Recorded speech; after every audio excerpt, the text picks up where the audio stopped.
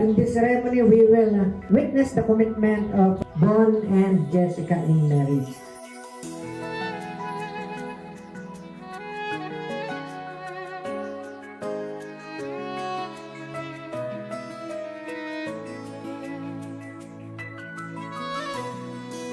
Dear Inkay, Mami, Bobby, thank you for the love, the care you given me all these years. 6 years na simula tayong naging magkakilala.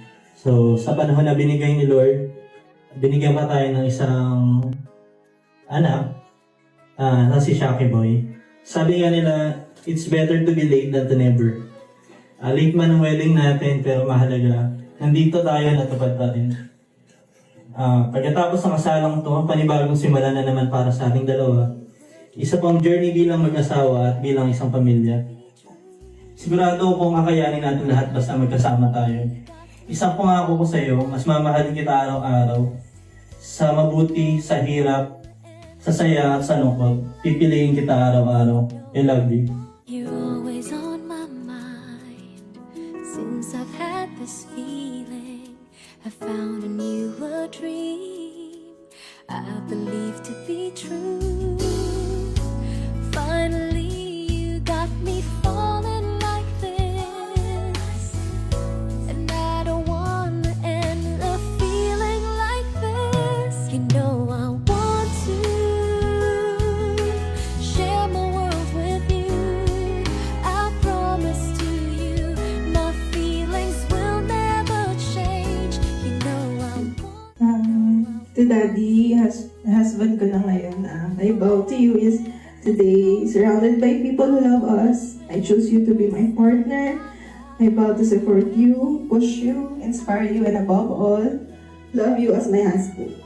Tandaan mo na sa hirap man nagitawa, sa lungkot o saya, sakit o sigla, hindi ko bibitawan yung kamay mo hanggang sa huling sandali na aking buhay. Kasama mo ako sa lahat ng paglalakbay at makakasama ako sa oras ng lumbay. Yan lang.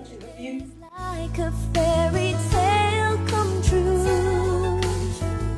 I wouldn't ask more than Bon and Jessica, we are happy that we are here at pinili nyo kami na maging ninyo at ninang nyo. Ang pag-aasawa, it's not that easy. Pero as you go along, makikita nyo yung flow na from the start, until the end. Kumbaga makikita nyo yung galaw ni Lord na kayo talaga yung pinagsama and everything will be in place.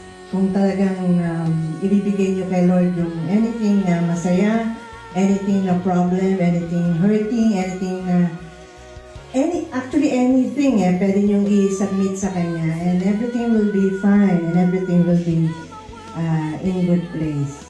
I promise to you my feelings will never change. You know I want to forever live in this moment. Oh, don't you dare look back, just keep